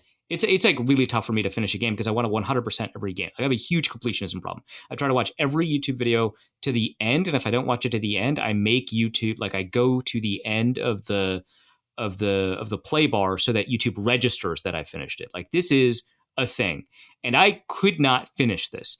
I couldn't even give them the.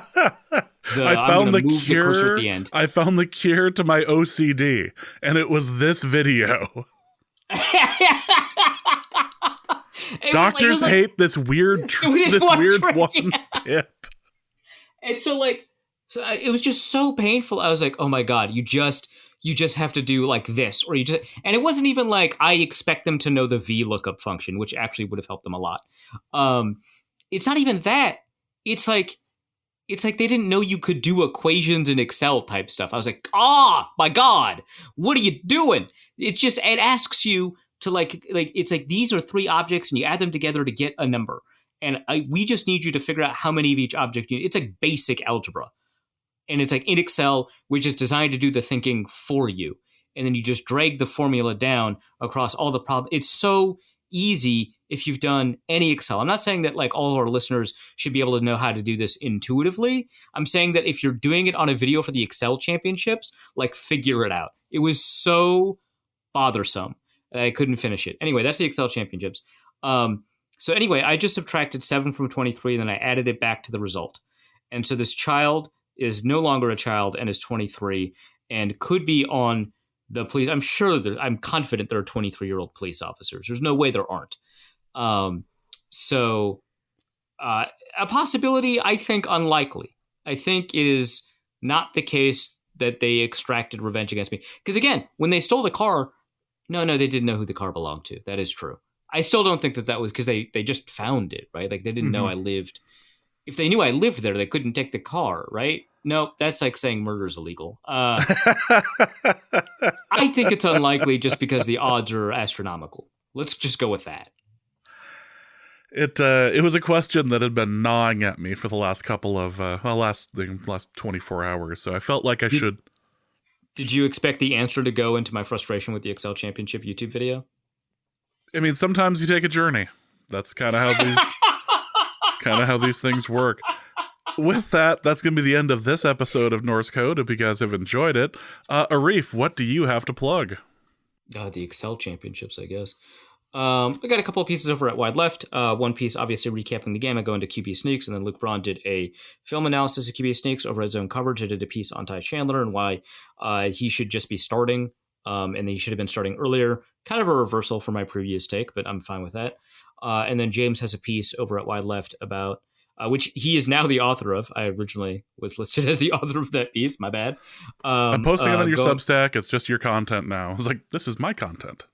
Well, it's like the default is like me, right? And I just didn't. You know. I saw that. I saw that later and went, excuse me. But yeah, James wrote a piece about the Hell League that's over there. I was on the Bet the Process podcast. I had a lot of fun talking about like the gambling from the perspective of somebody who isn't ensconced in the world of gambling. And you can follow me on Twitter at RufusOnNFL. So that's it for this episode of Norse Code. We'll be back late next week to preview the Packers game. So for Arif, my name is James. Thank you guys so much for listening. And please remember that maybe you should just put that in a garage next time. And we'll be back next week. Norse Code is the largest and only division of Norse Code LLC. You can find Norse Code on the Daily Norseman, SB Nation's Vikings blog at dailynorseman.com. You can also find it on iTunes, Stitcher, Google Play Music Podcasts, Spotify, or wherever fine podcasts are aggregated. Our Vikings blogger extraordinaire and generally useful human is Arif Hassan. And he can be found on Twitter at Arif Hassan NFL. I am your producer and co-host, and my name is James Pagashnik. You can find me at the show's official Twitter feed at NorseCodeDN. If you'd like to donate a few bucks to the show, you can make your one-time donation at paypal.me/NorseCode, or a recurring monthly contribution can be made by visiting patreon.com/NorseCode. Any questions or comments that won't fit in a tweet can also be sent to norsecodepodcast@gmail.com. On behalf of the Norse Code staff, we thank you so much for listening. Our formula is this. We go out, we hit people in the mouth.